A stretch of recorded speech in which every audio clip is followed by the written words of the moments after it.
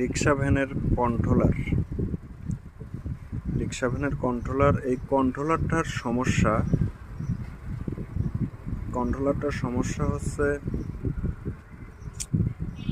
এই যে এখানে যে একটা ক্যাপাসিটর দেখতেছেন, এই ক্যাপাসিটরটা 63 ভোল্ট 470 ইউ, কিন্তু তার পাশেই দেখতেছেন আর একটা ছিদ্র, ওখানে লাগানো ছিল এই 80 ভোল্ট 470 ইউ। এই কারণে এই কন্ট্রোলারটা মোটর ঘুরাইতে পারতেছে না।